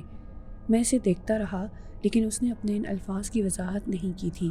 پھر وہ بولی، اور ہاں، رات کے کھانے سے فراغت حاصل کرنے کے بعد میرے پاس آنا، باتیں کریں گے۔ ٹھیک ہے ماں جی، میں آ جاؤں گا، کوئی خوف دل میں نہ لانا، سمجھے؟ بالکل ٹھیک، میں نے جواب دیا۔ ماں جی ایک انوکھی شخصیت کی مالک تھی۔ اس کے اندر ایک پراسرار اعتماد چھپا ہوا تھا۔ میرے دیے ہوئے تحائف اس نے بڑی بے خوفی سے قبول کر لیے تھے، اور سب سے بڑی بات یہ تھی کہ اس نے میری محبت بھی اسی فراخ دلی سے قبول کر لی اور کسی قسم کی اداکاری کا مظاہرہ نہیں کیا تھا۔ یہ میری زندگی کا سب سے عجیب واقعہ تھا، جبکہ میں تو یہ سوچ رہا تھا کہ ممکن ہے مجھے اس سلسلے میں کافی مشکلات کا سامنا کرنا پڑے۔ اس وقت میں بے اختیار ہو گیا تھا جب ماجی سے اپنی داستان دل کہنے کا تصور دل میں پیدا ہوا تھا، اور یہ وہ حقیقت ہے کہ شاید عام حالات میں بھی اسی طرح یہ الفاظ میرے منہ سے نہ نکل پاتے، لیکن زندگی کی ایک بہت بڑی مشکل حل ہو گئی تھی۔ ابھی تک میں نے نصرت کو اس سلسلے میں اپنا رازدار نہیں بنایا تھا، لیکن دل میں یہ سوچ رہا تھا کہ نصرت اس بات کا برا مان رہا ہوگا۔ شبہ تو اسے ہو چکا ہے۔ ویسے ماں جی اب کچھ زیادہ ہی اپنی جگہ محدود ہو گئی تھی۔ بہت سی باتیں نویدہ اور اعتماد بھائی سے بھی پوچھنی تھیں، لیکن اس وقت فاروق آباد والوں کی یہاں موجودگی بھی ذرا سی مشکل کا باعث بن گئی تھی۔ ماں جی نے کہا تھا کہ وہ چلے جائیں گے، نہ جانے یہ بات اس نے کیوں کہی تھی، حالانکہ بظاہر ایسے کوئی آثار نظر نہیں آ رہے تھے، نہ ہی رات کے کھانے پر اس سلسلے میں کوئی بات ہوئی۔ ان لوگوں کا سفلہ بن جاری تھا۔ مجھ سے نظر انداز کر کے وہ بس نصرت کے آگے پیچھے لگے ہوئے تھے، اور میں دل ہی دل میں ہنس رہا تھا، بلکہ اب تو اعتماد بھائی اور نویدہ بھی اس سلسلے میں ان سے شرمندگی محسوس کر رہے تھے، خاص طور سے نویدہ، کیونکہ بہرحال وہ اس کا خاندان تھا۔ اعتماد بھائی طنزیہ جملے پھینکنے کی عادت رکھتے تھے، لیکن گھر کے داماد تھے، اس لیے سبھی کو ان کی برداشت کرنی پڑتی تھی۔ بالآخر رات کو میں پھر ماں جی کے پاس جا پہنچا۔ وہ میرا انتظار کر رہی تھی اور بہت خوش نظر آ رہی تھی۔ اس نے استقبالیہ نگاہوں سے مجھے دیکھا اور پھر بولی، بیٹھو، میں نے چائے تیار کی ہے، ابھی لے کر آتی ہوں۔ میں نے کوئی جواب نہیں دیا۔ گھر والے اپنے کمروں میں جا چکے تھے، نصرت کو میں چھوڑ کر آیا تھا اور اس نے کوئی سوال نہیں کیا تھا۔ بہرحال میں انتظار کرتا رہا اور تھوڑی دیر بعد ماں جی چائے لے آئی۔ ایک سوال کروں ماں جی؟ ظاہر ہے ہم لوگ باتیں کریں گے۔ کیا ان دنوں تم یہاں بہت محدود نہیں ہو گئی ہو؟ نہیں، کوئی ایسی بات نہیں، بس کیا بتاؤں، یہ لوگ، میری مراد نویدہ اور اعتماد بھائی سے ہے، فرشتہ صفت لوگ ہیں۔ معمولی سی بات تھی، لیکن انہوں نے مجھے اپنے درمیان جگہ دی، نہ صرف جگہ دی بلکہ یہ سمجھو کہ میرے ایک لمحے کی پذیرائی کی، مجھے وہ مقام دیا جو باعزت لوگ کسی کو دے سکتے ہیں، جبکہ وہ لوگ لازمی بات ہے مجھ پر نکتہ چینی کرتے ہوں گے جب بھی یہاں آتے ہیں۔ نویدہ مجھ سے کہہ دیتی ہے کہ ماں جی کوئی کام نہ کرنا، اپنے کمرے میں محدود ہو جاؤ۔ میں نہیں چاہتی کہ کوئی ایک بھی تمہارے بارے میں ایسی ویسی بات کرے جس سے تمہارے دل کو ٹھیس پہنچے۔ حالانکہ میں نے کہا تھا نویدہ ایسی کوئی بات نہیں ہے، لیکن بس نویدہ باجی نہیں مانتی، اس لیے میں محدود ہوں۔ اس میں کوئی شک نہیں ہے ماں جی، اب تو سارے واقعات تمہیں معلوم ہیں، بڑی مختلف ہے نویدہ ان لوگوں سے۔ ہاں، خود بھی بیچاری آزردہ رہتی ہے، اس لیے کہ ان لوگوں نے اس کے ساتھ بھی بہتر سلوک نہیں کیا۔ اعتماد بھائی تو فاروق آباد بہت کم جاتے ہیں، نویدہ بھی نہ جانے کے برابر، کیونکہ وہاں کوئی خاص پذیرائی نہیں ہوتی، البتہ یہ لوگ خود ہی یہاں چلے آتے ہیں۔ تو ماں جی میں نے تمہیں تفصیل بتائی تھی نا کہ چودھری رحمان علی میرے لیے بہت کچھ چھوڑ گئے تھے، حالانکہ مجھے اس کی امید نہیں تھی، اور میں بڑی قسم پرسی کے عالم میں کراچی پہنچا تھا۔ وہاں ڈیڈی کے وکیل صاحب سے ملا تو مجھے معلوم ہوا کہ ڈیڈی نے مجھے بے سہارا نہیں چھوڑا ہے۔ اللہ کا سہارا سب سے بڑا اور مستحکم ہوتا ہے، باقی سب چیزیں ثانوی ہیں۔ ماں جی میں تم سے ایک خاص بات اور کہنا چاہتا ہوں۔ ہاں کہو۔ جب میں یہاں مقیم تھا تو جو واقعات مجھے پیش آئے تھے ان میں سے تھوڑے بہت تمہارے علم میں ہیں۔ یہ سلسلہ اصل میں اس وقت سے شروع ہوا ہے جب میں فاروق آباد میں داخل ہوا تھا۔ اس کے بعد میں نے ماں جی کو چندریا کے بارے میں شروع سے آخر تک ساری کہانی سنا دی، یہاں تک کہ حویلی صفدر علی اور اس کے بعد یہاں تک آنے کے واقعات بھی۔ ماں جی نے آنکھیں بند کر لی اور آہستہ آہستہ جھوم رہی تھی۔ میں خاموش ہوا، تب بھی اس نے کوئی بات نہیں کی تھی۔ بہت دیر تک وہ مراقبے کسی کیفیت میں رہی، پھر اس نے آنکھیں کھولیں۔ اس کی آنکھیں گہری سرخ ہو رہی تھیں۔ چند لمحات وہ مجھے دیکھتی رہی، پھر اس نے آہستہ سے کہا، ہاں ہوتا ہے، ایسا ہوتا ہے، کسی کا کیا ہوا گناہ کسی کے سر پر آ پڑتا ہے، لیکن یہ مناسب نہیں ہے، یہ سب کچھ مناسب نہیں ہے۔ ماں جی مجھے بتاؤ کہ مجھے اس کے بعد کیا کرنا چاہیے؟ اللہ بہتر کرے گا، اللہ بہتر کرے گا، ماں جی نے جواب دیا۔ چند لمحات خاموش رہی، پھر بولی، ہاں ایک بات میں بھی تم سے کہوں، وہ یہ کہ اب دوبارہ کبھی حویلی صفدر علی میں داخل نہ ہونا، پڑا رہنے دو اسے، اسی طرح پڑا رہنے دو، یا فروخت کر دو اسے اور زمینیں بھی بیچ دو، وہ علاقہ تمہارے لیے مخدوش ہے، اب وہاں نہ جانا۔ ماں جی جذب کے عالم میں بول رہی تھی اور میں اس کی باتوں پر غور کر رہا تھا۔ پھر میں نے کہا، ماں جی اس حویلی سے کسی اور کو نقصان نہیں پہنچے گا؟ نہیں، زمین اللہ کی ہے، بس تمہیں پتہ ہے کہ کیا ہوا، جو ہوا اس سے بچنا ہے، باقی سب ٹھیک ہے، تمہارے علاوہ کوئی بھی ہو ٹھیک ہے۔ ماں جی کہی جا رہی تھی اور میں خاموشی سے اسے دیکھ رہا تھا۔ میرے ذہن میں بے شمار خیالات کلبلا رہے تھے اور میں فیصلے کر رہا تھا۔ بہت دیر تک میں ماں جی کے پاس بیٹھا، اس سے باتیں کرتا رہا۔ میں نے اس سے کہا کہ ماں جی میں حویلی اور زمینیں نویدہ کے نام کر دوں گا، انہوں نے اس کی حق تلفی کی ہے، میں وہ قصر پوری کر دوں گا، اللہ تمہیں اس کا اجر دے گا، وہ بھی سرخرو ہو جائے گی۔ آخری سوال اور ماں جی، اس کے بعد میں چلا جاؤں گا۔ پوچھو، میں منع کب کر رہی ہوں؟ محبت کا جو عطیہ تم نے مجھے دے دیا ہے ماں جی، میں اس کی تکمیل چاہتا ہوں۔ ماں جی کے چہرے پر ایک لمحے کے لیے شرم کی سرخی نظر آئی، پھر اس نے کہا، جواب مجھے ہی دینا ہے، مجبوری ہے، جواب یہ ہے کہ ابھی وقت نہیں آیا، انتظار کرنا ہوگا، یہ ضروری ہے، بہت ضروری، مجھ سے رابطہ رکھنا، قدرت خود اسباب پیدا کر دے گی، بس اور کچھ نہ کہنا۔ پھر میں اس سے رخصت ہو کر آ گیا تھا۔ دوسرے دن پراسرار ماں جی کی پیش گوئی درست ثابت ہوئی۔ منشی نیاز دین پہنچے تھے اور انہوں نے کوئی ایسی خبر سنائی تھی کہ وہ لوگ فوراً تیار ہو کر واپس فاروق آباد چلے گئے۔ نویدہ اور اعتماد بھائی کو بھی وجہ نہیں بتائی گئی تھی اور اس بات پر تبصرے ہوتے رہے تھے، لیکن میں نے ماں جی کی پیش گوئی کے بارے میں کسی کو کچھ نہیں بتایا۔ ہمارا یہ دن بھی بہت خوشگوار گزرا۔ بالآخر تیسرے دن ہم نے اجازت طلب کر لی۔ ماں جی سے بھی ملاقات ہوئی اور اس نے خوش دلی سے مجھے خدا حافظ کہا۔ پھر ہم چل پڑے اور بالآخر کراچی پہنچ گئے۔ کوٹھی کے مکین پرسکون تھے، خوش تھے، یہ زندگی ان کے لیے پرسحر تھی۔ ہر شخص میرا ممنون تھا، ہر ایک نے خوش اسلوبی سے اپنی ذمہ داری سنبھالی ہوئی تھی۔ ہمارا پرجوش استقبال کیا گیا۔ میں نے اپنی غیر موجودگی میں کسی خاص بات کے بارے میں معلوم کیا، پتہ چلا کوئی خاص بات نہیں تھی۔ صدر الدین صاحب کے فون آتے رہے تھے اور انہوں نے ہدایت کی تھی کہ واپس آ جاؤں تو فوراً ہی فون پر ان سے رابطہ کروں، باقی اور کوئی اہم بات نہیں تھی۔ میرے ذہن میں اب عظمیٰ بھابھی تھیں۔ ویسے تو سارے معاملات بالکل درست تھے، زیادہ الجھنیں پالنا بھی نہیں چاہتا تھا، پھر بھی صدر الدین صاحب سے رابطہ قائم کیا، ان سے رابطہ قائم ہو گیا، سلام دعا ہوئی۔ اس کے بعد انہوں نے کہا، ہاں بھائی سمسٹا سے آگے بڑھ گئے تھے؟ جی صدر الدین صاحب۔ ویسے دورہ کیسا رہا؟ بہت دلچسپ، بڑا ایڈونچر رہا۔ وہ تو رہا ہوگا، ظاہر ہے اپنی مملکت میں گئے تھے۔ صدر الدین صاحب ہنس کر بولے اور میں بھی ہنسنے لگا۔ تب صدر الدین صاحب نے کہا، ویسے مجھ سے وحید اللہ صاحب نے رابطہ کیا تھا۔ اوہ، خیریت بتا رہے تھے؟ ہاں، خیریت ہی بتا رہے تھے۔ ہی سے کیا مراد ہے آپ کی؟ نہیں، بس حیرانی کا مظاہرہ کر رہے تھے کہ زمیندار صاحب مکمل نوجوان ہیں اور جوانی کے جذبات میں کچھ زیادہ ہی بہتے ہوئے نظر آ رہے ہیں۔ مثلاً بھائی کچھ اندازہ ہے کتنی رقم بانٹ آئے ہو؟ تنخواہیں دگنی کر دی ہیں۔ یہ سب کچھ لگتا تو بہت اچھا ہے، لیکن میرے خیال میں صرف فلموں تک۔ ہمارے ہاں کی فلموں میں باہر سے آنے والے نوجوان زمیندار اسی قسم کے ہوتے ہیں، لیکن حقیقی زندگی ذرا مختلف ہے۔ آپ نے کیا جواب دیا وحید اللہ صاحب کو؟ میں نے کہا، میں نے کیا جواب دینا تھا؟ ظاہر ہے میرے اختیارات تو نہیں ہیں، میں تو صرف ایک متولی تھا اور متولی اپنی حد میں رہ سکتا ہے، لیکن مجھ سے بات کرو۔ اصل میں یہ تو جو کچھ ہونا تھا وہ ہو گیا، لیکن ایک بزرگ کی حیثیت سے اور خاص طور سے چودھری رحمان کی دوست کی حیثیت سے تمہیں کچھ سمجھانا میرا فرض ہے۔ جی صدر الدین صاحب، ابھی مجھے اپنے شوق پورے کرنے دیجیے، سمجھانے کا مرحلہ ذرا ٹالے رکھیے۔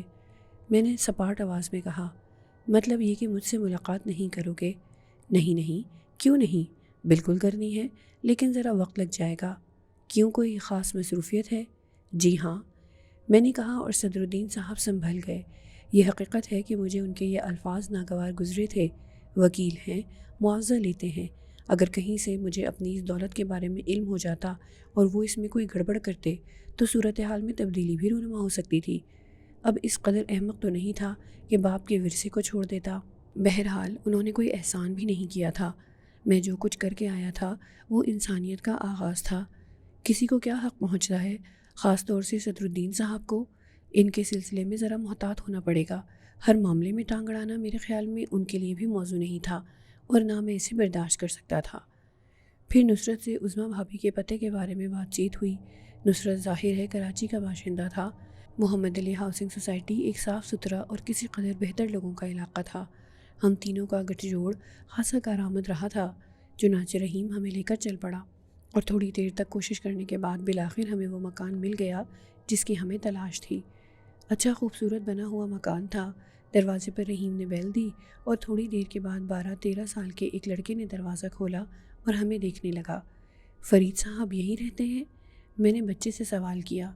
جی، میرے ابو ہیں وہ۔ گھر پر ہیں؟ جی ہاں ہیں۔ بیٹے ان سے کہنا ایک صاحب آپ سے ملنے آئے ہیں۔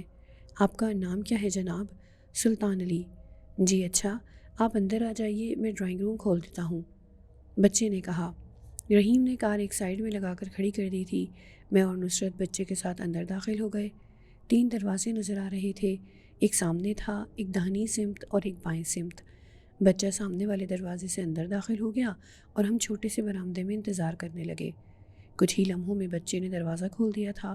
ہم ڈرائنگ روم میں داخل ہو گئے۔ عمدگی سے سجا ہوا کشادہ ڈرائنگ روم تھا۔ گھر کے مکین کم از کم نفیس فطرت کے معلوم ہوتے تھے۔ بچے کی گفتگو سے ہی اندازہ ہو رہا تھا۔ ہم بیٹھ کر انتظار کرنے لگے۔ کچھ لمحوں کے بعد ایک صاحب اور اندر تشریف لے آئے۔ کرتا شلوار پہنے ہوئے تھے، سر پر ٹوپی لگی ہوئی تھی۔ معذرت کر کے سامنے بیٹھ گئے اور بولے، معاف کیجیے گا، ذرا مصروف تھا، فرمائیے میرے لیے کیا خدمت ہے؟ ایک لمحے میں یہ احساس ہو گیا تھا کہ فرید احمد صاحب کی آنکھیں سرخ ہو رہی ہیں۔ کوئی پریشانی نمایاں لگتی تھی۔ میں نے معذرت کرتے ہوئے کہا، آپ کی اس مصروفیت میں خلل اندازی پر میں خود شرمندہ ہوں۔ میرا نام سلطان علی ہے، میں فاروق آباد کا رہنے والا ہوں، عظمیٰ بھابھی کا دیور ہوں۔ جی؟ فرید احمد کے چہرے پر کسی قدر حیرت کے آثار پھیل گئے۔ میں نہیں جانتا جناب، آپ کو میرے بارے میں علم ہوا ہے یا نہیں؟ غفران علی اور فرقان علی کا سب سے چھوٹا لیکن سوتیلا بھائی ہوں۔ اوہو، آپ لندن سے آئے ہوئے ہیں نا؟ جی ہاں، بہت خوشی ہوئی آپ سے مل کر سلطان میاں۔ عظمیٰ نے آپ کا تذکرہ کیا ہے لیکن تفصیلی نہیں۔ آپ نے بہت اچھا کیا، ہمیں عزت بخشی، میں عظمیٰ کو بلاتا ہوں، ان صاحب نے کہا اور ایک بٹن دبا دیا۔ وہی لڑکا آیا تھا، نعمان ذرا عظمیٰ پھپھو کو بلا لاؤ۔ جی ابو، بچے نے کہا اور چلا گیا۔ فرید احمد صاحب میری جانب دیکھ کر بولے، بہت بہت شکریہ آپ کی آمد کا، مجھے دلی خوشی ہو رہی ہے کہ عظمیٰ کے سسرال سے کوئی آیا۔ اصل میں ہم ذرا سی الجھن میں گرفتار ہو گئے ہیں آج کل، بس اللہ تعالیٰ سب ٹھیک کر دے گا۔ گھر میں آیت کریمہ ہو رہی ہے، خواتین و حضرات اسی میں مصروف تھے۔ لیکن آپ یہ نہ سمجھیں کہ آپ کی آمد کسی طرح الجھن کا باعث بنی ہے۔ تذکرے کے طور پر میں نے کہہ دیا ہے آپ سے۔ جی فرید احمد صاحب، میرا گھر ہے، ظاہر ہے میں تکلف کیوں کروں گا؟ ویسے یہ نصرت ہے میری کزن، میرے سگے ماموں کے بیٹے۔ جی، اور سنائیے، کیا فاروق آباد سے ہی آ رہے ہیں آپ؟ جی نہیں، میں کراچی میں رہتا ہوں۔ لندن سے آنے کے کچھ عرصے فاروق آباد رہا، پھر کراچی آ گیا، اب یہی قیام ہے میرا۔ اچھا، کہاں رہ رہے ہیں؟ ڈیفینس میں ایک مکان لے لیا ہے۔ ماشاء اللہ، بہرحال آپ سے مل کر بہت خوشی ہوئی۔ یہ مانتا ہوں میں کراچی ہی میں ہے، لیکن اس سے کوئی فرق نہیں پڑتا۔ آج آپ یہاں آئے ہیں، ہمارے مہمان رہیں گے، ایک آدھ دن کے بعد ہی آپ کو جانے دیا جائے گا۔ میں ہنسنے لگا۔ میں نے کہا، فرید احمد صاحب، اب تو آپ کی خدمت میں حاضر ہوں، جب حکم دیں گے حاضری دوں گا۔ آپ لوگ بھی تشریف لائیں گے۔ بہرحال میری دعا ہے کہ آپ لوگ جس مشکل میں گرفتار ہوئے ہیں، اللہ تعالیٰ اس سے آپ کو نجات دلائے۔ اتنی دیر میں عظمیٰ بھابھی دروازے سے اندر آئیں، مجھے دیکھ کر حیرت زدہ رہ گئیں۔ میں اور نصرت کھڑے ہو گئے تھے۔ پھر عظمیٰ بھابھی کے اندر میرے لیے جو محبت تھی وہ امنڈ آئی، آگے بڑھی اور میرا سر اپنے سینے سے لگا لیا۔ آنکھوں سے آنسو بہنے لگے تھے، لرزتی آواز میں بولی، ہاں سلطان، تم ہی آ سکتے تھے یہاں، اور بھلا کون آتا؟ بیٹھو، یہ کون ہے؟ نصرت ہے عظمیٰ بھابھی، میرے ماموں کے بیٹے۔ نصرت کے سلام پر عظمیٰ بھابھی نے محبت بھرے انداز میں اسے بھی جواب دیا، پھر میرے پاس ہی آ بیٹھی۔ بہاولپور سے کراچی آ گئے تھے تم؟ مجھے پتہ تو چل گیا تھا، لیکن تمہارا پتہ نہیں معلوم تھا، ورنہ کراچی آ کر میں تم سے رابطہ ضرور کرتی۔ تمہیں یہاں کا پتہ کیسے معلوم ہو گیا؟ بہاولپور ہی گیا تھا، وہاں سے اعتماد بھائی سے آپ کا پتہ لیا۔ سب لوگ خیریت سے ہیں؟ جی ہاں، فاروق آباد والے بھی سب کے سب آئے ہوئے تھے۔ ہاں، آج کل بہت خوش اور مطمئن ہیں۔ اچھا یہ بتاؤ، کیا منگواؤں تمہارے لیے؟ مجھے علم ہے بھابھی، اندر آیت کریمہ کا ورد ہو رہا ہے، کیا اس وقت کچھ منگوانا مناسب رہے گا؟ عظمیٰ بھابھی خاموش ہو گئی۔ فرید احمد صاحب بولے، عظمیٰ، بچوں سے باتیں کرو، میں کولڈ ڈرنک بھجواتا ہوں۔ فرید احمد صاحب، تکلف نہ کریں تو کیا زیادہ اچھا نہیں ہوگا؟ نہیں میاں، گھر میں ہی ہے، کون سا باہر سے منگوانا پڑ رہا ہے؟ عظمیٰ تم بات چیت کرو، میں نعمان سے کہہ دیتا ہوں کہ یہاں کا خیال رکھے، کوئی ضرورت ہو تو، اور میں نے تو پیشکش کر دی ہے کہ میرے پاس بھی کچھ رکھیں، باقی تم دیکھ لینا۔ جی بھائی جان، آپ جائیے، عظمیٰ نے کہا، اور پھر فرید احمد کے نکل جانے کے بعد میری طرف دیکھ کر مسکراتی ہوئی بولی، خیریت سے تو ہونا؟ کوئی مشکل، کوئی پریشانی تو نہیں ہے؟ نہیں عظمیٰ بھابھی، اگر ایک بھی محبت کرنے والے کی دعائیں حاصل ہو جائیں تو بھلا الجھن یا پریشانی باقی رہ سکے گی؟ عظمیٰ بھابھی نے ایک نگاہ نصرت کی طرف دیکھا، پھر آہستہ سے بولی، اللہ تمہیں خوش رکھے، دنیا اگر برائی کرتی ہے تو کرتی رہے، جو نگہبان ہے وہ بھلا اپنے بندوں کو تنہا کیسے چھوڑ سکتا ہے؟ ان کی آواز رند گئی۔ میں نے آہستہ سے کہا، عظمیٰ بھابھی، یہ نصرت ہے، میرا بھائی نہیں بلکہ میرا دوست ہے، میری ہر بات کا رازدار۔ آپ یہ سمجھ لیجئے آپ کے لیے یہ دوسرا سلطان ہے، اور جہاں تک رہا سلطان کا معاملہ، تو سلطان کو اس بات پر ناز ہے کہ دشمنوں کی گھڑی میں ایک ایسی دوست ملی جس کی دعاؤں نے تقدیر بدل دی ہے۔ خدا تمہیں خوش رکھے، یقین کرو میں بہت خوش ہوں۔ کیا کر رہے ہو؟ ساری تفصیلات بعد کے لیے ملتوی ہو گئی ہیں، آپ آیت کریمہ چھوڑ کر آئی ہیں نا؟ نہیں، یقین کرو میں تو انتظامات میں لگی ہوئی تھی، پڑوس کی خواتین آئی ہوئی ہیں، سب پڑھ رہی ہیں۔ بہاولپور سے مجھے معلوم ہوا کہ آپ کسی مشکل کا شکار ہو گئی ہیں۔ ہاں، بس ہمارے لیے دعائیں کرنا، بڑا سخت اور کٹھن وقت آ گیا ہے، بس یوں سمجھ لو کہ والدین کے زمانے میں تھوڑی سی عزت بن گئی تھی۔ اب دو بھائی ہیں جو اپنے طور پر زندگی کی جد و جہد میں مصروف مناسب زندگی گزار رہے تھے کہ چھوٹے بھائی کی تقدیر کا ستارہ گردش میں آ گیا۔ بہن ہوں، اپنے بھائی کو بے قصور ہی سمجھوں گی، لیکن یہ حقیقت بھی ہے کہ وہ بے قصور ہے، بس تقدیر کی گردش ہے۔ اور میرا نام سلطان ہے، اور آپ مجھے اپنا بھائی کہہ چکی ہیں، کیا تیسرے بھائی کی حیثیت سے مجھے قبول نہیں کر سکتی؟ میں بالکل یہ نہیں کہوں گا کہ آپ مجھے دیور کہیں، دیور اور بھابھی کا یہ رشتہ نہیں ہوتا، میں تو اپنی بہن سے محو کلام ہوں۔ عظمیٰ بھابھی نے آنسو بھری آنکھوں سے مجھے دیکھا، پھر بولی، ہاں کیوں نہیں؟ تو کیا میں معلوم کر سکتا ہوں کہ کیا مشکل پیش آ گئی ہے؟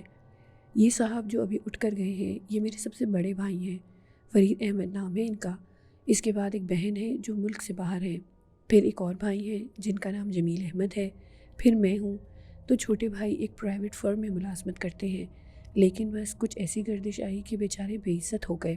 یہ بڑے بھائی صاحب کیا کرتے ہیں؟ بینک آفیسر ہیں۔ مجھے پتہ چلا تھا کہ آپ کے بھائی کسی مشکل میں پھنس گئے ہیں، لیکن یہ بتایا گیا تھا کہ وہ بینک آفیسر ہیں۔ ہاں، میرے سسرال والے میرے گھر کے بارے میں بہت کم جانتے ہیں۔ عظمیٰ بھابی نے طنزیہ انداز میں کہا۔ تو جمیل صاحب کسی پرائیویٹ فرم میں ملازمت کرتے ہیں؟ اکاؤنٹنٹ ہیں۔ ٹھیک ہے، مگر ہوا کیا؟ ایک بہت بڑی رقم کا غبن ہو گیا ہے۔ فرم کے مالک بہت ہی سخت انسان ہیں۔ ان کا نام شیخ طاہر ہے۔ شیخ طاہر صاحب کے 2 بیٹے ہیں جو اوباش طبع ہیں۔ فرم سے پیسے نکالتے رہے ہیں اور کچھ اس طرح کا انہوں نے چکر چلایا کہ جمیل بھائی ان کی فریب میں آ گئے۔ انہیں رقمیں دیتے رہے، لیکن ان رقموں کے لین دین کا کوئی ایسا پروف ان کے پاس نہ رہا جس سے وہ یہ ثابت کر سکتے کہ 30 لاکھ روپے کی یہ رقم انہوں نے ان دونوں بھائیوں کو دی ہے۔ کیا مطلب؟ یعنی وہ رقم لیتے رہے اور جمیل صاحب نے اس کی کوئی رسید ان سے نہ لی؟ رسیدیں سب رقموں کی لی تھیں، لیکن وہ رسیدیں غائب کر دی گئیں۔ ان کا نام و نشان باقی نہ رہا۔ بس ایک طرح سے یہ سمجھ لو کہ ذاتی پرچیاں تھیں۔ مالک کے بیٹے تھے، بھائی صاحب منع بھی نہ کر سکے، اور پھر شیخ طاہر صاحب نے خود بھی ایک بار بھائی سے کہا تھا کہ بچے جو کچھ مانگے دے دیا کریں اور درج کر لیا کریں، یعنی ان سے پرچیاں لے لیا کریں۔ ایسا کیا گیا، لیکن پرچیاں غائب ہو گئیں، اور اب شیخ صاحب یہ بالکل ماننے کو تیار نہیں ہے کہ یہ رقم ان کے بیٹوں نے لی ہے۔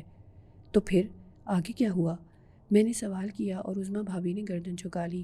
پھر آہستہ سے بولی، انہوں نے FIR درج کرا دی اور جمیل بھائی کو گرفتار کر لیا گیا ہے۔ وہ لوگ ان کی ضمانت بھی نہیں ہونے دے رہے اور مسلسل یہ دباؤ ڈال رہے ہیں کہ انہیں رقم واپس کی جائے، ورنہ صورتحال خراب ہو جائے گی اور وہ بہت آگے بڑھ کر کارروائی کریں گے۔ عظمیٰ بھابی نے سسکی لے کر کہا، جمیل بھائی لاک اپ میں ہے؟ ہاں، اور ان کے ساتھ وہاں سختی ہو رہی ہے۔ عظمیٰ بھابی روندھی ہوئی آواز میں بولی۔ ٹھیک ہے، بہرحال عظمیٰ بھابی، میں آپ کے دکھ میں برابر کا شریک ہوں۔ کوئی حل تلاش کیا آپ لوگوں نے؟ عظمیٰ بھابی نے آنسو بھری آنکھیں میری جانب اٹھائیں اور بولی، ابھی تک کوئی حل سمجھ میں نہیں آ سکا۔ ہمارے پاس صرف اس گھر کے علاوہ اور کچھ نہیں ہے۔ بڑے بھائی مسلسل یہی کہہ رہے ہیں کہ فوراً گھر فروخت کر دیا جائے اور رقم بھر دی جائے، اس کے بعد اللہ مالک ہے، جو ہوگا دیکھا جائے گا۔ عظمیٰ بھابی، فاروق آباد والوں کو تمام تفصیلات کا علم ہے؟ عظمیٰ بھابی نے سر جھکائے جھکائے گردن ہلا دی۔ وہاں سے کچھ نہیں کہا گیا؟ وہ لوگ کسی کے معاملات میں نہیں الجھتے۔ میرے ساتھ کوئی آیا تک نہیں، یہاں تک کہ غفران بھی نہیں۔ مجھے ہی بھیج دیا، یہ ان کا کرم ہے۔ میں یہاں آ کر ان کے غم میں شریک ہو گئی ہوں۔ خیر عظمیٰ بھابی، آپ اپنے آپ کو بالکل تنہا نہ سمجھیں، اللہ بہتر کرے گا۔ میں نے کہا، اتنی دیر میں نعمان کولڈ ڈرنک لے آیا تھا، ہم نے بوتلیں پیں۔ میں نے عظمیٰ بھابی سے کہا، ٹھیک ہے عظمیٰ بھابی، اب اجازت دیجیے۔ کب تک ہے یہاں؟ ابھی جانے کا کوئی ارادہ نہیں ہے، آئی ہوں تو رہوں گی، بشرطے کہ وہاں سے کوئی عذاب نازل نہ ہو، جس کے امکانات نہیں ہیں۔ میں چلتا ہوں، کل آؤں گا۔ قیام کہاں ہے؟ مجھے اپنا پتہ تو دے دو، کل آ کر پورا پتہ دوں گا، ابھی رہنے دیجیے۔ بیٹھو گے نہیں کچھ دیر؟ آپ جا کر وہ کیجیے جو آپ کر رہی ہیں، انشاءاللہ آیت کریمہ کی برکت سے نتائج بہتر ہی نکلیں گے۔ میں شرمندہ ہوں کہ تمہاری کوئی خدمت نہیں ہو سکی یہاں۔ اگر آپ شرمندہ ہیں تو میں آپ سے صرف اتنا عرض کر سکتا ہوں کہ بالکل شرمندہ نہ ہو، کیونکہ اس کی ضرورت نہیں ہے۔ بھابی کا رشتہ قائم رکھنا چاہتی ہیں تو جو آپ کا دل چاہے کریں، لیکن بھائی کے رشتے سے بجائے اس کے کہ آپ مجھے اپنے معاملات میں شریک کریں، آپ شرمندہ ہو کر مجھے شرمندہ کر رہی ہیں۔ کل کس وقت آؤ گے؟ تقریباً 2 سے 3 کے درمیان۔ میں نے اعتماد کے ساتھ جواب دیا اور اس کے بعد کھڑا ہو گیا۔ فرید احمد صاحب باہر مل گئے تھے۔ ارے کیوں، کہاں؟ اجازت دیں فرید احمد صاحب، میں ذرا مصروف ہوں۔ عظمیٰ بھابی سے کل حاضری دینے کا وعدہ کر لیا ہے، کل حاضر ہو جاؤں گا۔ معاف کرنا میاں، بات چیت بھی نہیں ہو سکی، بس انشاءاللہ تعالیٰ کل دوسری ملاقات ہوگی۔ فرید صاحب مجھے دوپہر تک چھوڑنے آئے تھے، ہم دونوں کار میں بیٹھے اور چل پڑے۔ نصرت نے معنی خیز نظروں سے مجھے دیکھتے ہوئے کہا، اور اب اگر میں یہ دعویٰ نہ کروں کہ میں تمہارا مزاج آشنا ہو چکا ہوں تو مجھ پر لعنت ہے۔ کیا ارادہ ہے؟ سب سے پہلے صدر الدین صاحب کو ٹیلی فون کرتے ہیں، اس علاقے کے تھانے میں چلنا ہے۔ ٹھیک ہے، ٹیلی فون کرنے کے بجائے انہیں آفس سے ساتھ کیوں نہ لے لیا جائے؟ نصرت نے کہا، اور میں پرخیال انداز میں نصرت کو دیکھنے لگا۔ پھر میں نے رحیم سے کہا، رحیم، صدر الدین کے دفتر کی طرف گاڑی موڑ لو۔ جی صاحب، رحیم نے کہا۔ نصرت کہنے لگا، کیا کرو گے؟ یار نصرت، عظمیٰ بھابی بہت اچھی ہیں، بہت ہی اچھی، ایک گھر بے کسی کا شکار ہے۔ یار ہمارا کیا ہے، پیسے بھی بینکوں میں پڑے ہوئے ہیں، کون سے انڈے دے رہے ہیں، اور پھر اللہ کے فضل و کرم سے بہت کچھ موجود ہے، میرے پاس تمام بیلنس شیٹس آ چکی ہیں، ان میں اضافہ ہی ہوتا جائے گا، تھوڑا بہت خرچ کر دینے سے کیا فرق پڑتا ہے؟ ٹھیک ہے، تو پھر ہمیں مسلسل کارروائی کرنا ہوگی۔ ظاہر ہے، میں نے جواب دیا۔ صدرالدین صاحب کے دفتر پہنچے، پتہ چلا ابھی تھوڑی دیر قبل گھر کی جانب چلے ہیں۔ چنانچہ رحیم نے کار کا رخ بدل لیا۔ صدرالدین صاحب واقعی چند منٹ پہلے ہی یہاں سے گئے ہوں گے، کیونکہ جس وقت ہم پہنچے وہ اپنی کار سے اتر رہے تھے۔ ہمیں دیکھ کر رک گئے، مسکرائے اور بولے، ویری گڈ، کیسے پتہ چل گیا کہ میں گھر آ گیا ہوں؟ دفتر سے آ رہے ہیں۔ آؤ بیٹھتے ہیں تھوڑی دیر، کوئی کام تو نہیں ہے؟ آپ مصروف ہیں؟ نہیں، بالکل نہیں، میں پوری طرح فرصت ہے، آ جاؤ۔ ہم ان کے ساتھ اندر داخل ہو گئے۔ ڈرائنگ روم تک پہنچے بھی نہیں تھے کہ حنا نظر آئی، جو اندر سے باہر آ رہی تھی۔ ہمیں دیکھ کر ٹھٹک گئی اور پھر مسکراتی ہوئی ہمارے پاس پہنچ گئی۔ آ گئے آپ لوگ؟ ہاں، آپ کیسی ہیں حنا؟ ٹھیک ہوں بالکل۔ نازیہ کہاں ہیں؟ اندر ہیں، بلا کر لاؤں؟ ابھی نہیں، آپ سے ہماری نشست بعد میں رہے گی۔ اس وقت ذرا صدرالدین صاحب سے کچھ اہم گفتگو کرنی ہے۔ بڑے میں مروت ہیں آپ لوگ، ہم تو اتنی بے چینی سے آپ کی واپسی کا انتظار کر رہے تھے، روزانہ سوچتے تھے کہ پتہ نہیں آپ کب واپس آتے ہیں۔ بیکار ہے آپ سے دوستی، آپ اپنے کاموں کو زیادہ اہمیت دیتے ہیں۔ ٹھیک ہے ٹھیک ہے۔ حنا تیز تیز قدموں سے اندر چلی گئی۔ صدرالدین صاحب ہنسنے لگے تھے۔ ان لڑکیوں کو زندگی کے دوسرے تمام امور بے وقت لگتے ہیں، یہ ہوتی ہے عشق کی زندگی۔ ایک ہمارا دور تھا کہ محنت و مشقت کرنے کے علاوہ کچھ کرنے کا موقع ہی نہیں ملا، نہ دوستیاں، نہ سیر و تفریح۔ کمال ہے بھائی۔ ہم لوگ ہنستے ہوئے ڈرائنگ روم میں داخل ہو گئے تھے۔ صدرالدین صاحب نے کہا، بیٹھیے، اب خیریت بتائیے، یہ اچانک ہی پروگرام ملتوی کر کے مجھ تک کیسے پہنچنا ہوا؟ حالانکہ میں خود بھی تم سے ملنا چاہتا تھا سلطان۔ آپ یقیناً اس بات پر ڈانٹ ٹپٹ کرنے کے موڈ میں تھے صدرالدین صاحب کہ میں نے وہاں سمر سٹہ میں… نہیں، یہ تو تمہاری محبت ہے سلطان کہ تم مجھے اس قدر اہمیت دیتے ہو۔ اصل میں ویسے بھی میرا انداز فکر ذرا مختلف ہے۔ میں جو کچھ سوچتا ہوں چودھری رحمان کے حوالے سے سوچتا ہوں، ورنہ حقیقت یہ ہے کہ ایک ایڈوکیٹ جو کسی جائیداد کا نگراں اور متولی ہے، اپنے فرائض سے سبکدوش ہونے کے بعد، یا یوں سمجھ لو کہ اپنے فرائض کا معاوضہ لے کر یہ کہاں رکھتا ہے کہ کلائنٹ کے ذاتی معاملات میں مداخلت کرے۔ بہرحال تم نے جو مناسب سمجھا وہ کیا، میں اس پر اعتراض کا کیا حق رکھتا ہوں؟ جی صدرالدین صاحب، بات اصل میں یہ ہے کہ جو کچھ ہے اس میں دوسروں کا حصہ بھی ہونا چاہیے۔ کسی بھی چیز پر سانپ بن کر بیٹھ جانا میں سمجھتا ہوں مذہباً بھی درست نہیں اور انسانی نقطۂ نظر سے بھی نہیں۔ وہ تم ٹھیک کہہ رہے ہو سلطان، لیکن بیٹے، دنیا کے رنگ ڈھنگ کچھ اور ہی ہیں۔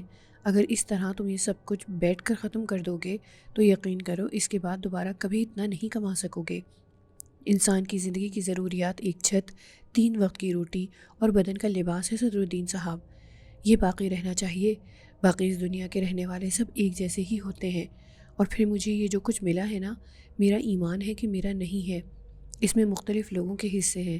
اگر میں نے اس طرح سے آنکھیں بند کر لی تو کسی بھی شکل میں یہ سب کچھ جا سکتا ہے۔ براہ کرم مجھے میرے نظریات میں ہی رہنے دیجیے۔ میں نے کہا نا کہ یہ تو صرف ایک بزرگانہ بات ہے، ہم دنیا کو دنیا کی نگاہ سے دیکھتے ہیں، اور میں نے اسی بنیاد پر یہ الفاظ کہے تھے جن کے لیے معذرت خواہ ہوں۔ خیر چھوڑیے، مجھے اندازہ ہے کہ اس وقت آپ کی مصروفیات یقیناً مختلف ہوں گی، دفتر سے گھر آئے ہیں، گھر کے معاملات بھی دیکھنا ہوں گے، لیکن ایک ایسی ہی الجھن آ پڑی ہے کہ مجھے آپ تک آنا پڑا۔ ہاں بالکل، کیا بات ہے، خیریت؟ عظمیٰ بھابھی کو جانتے ہیں آپ؟ عظمیٰ بھابھی کون ہے بھئی یہ؟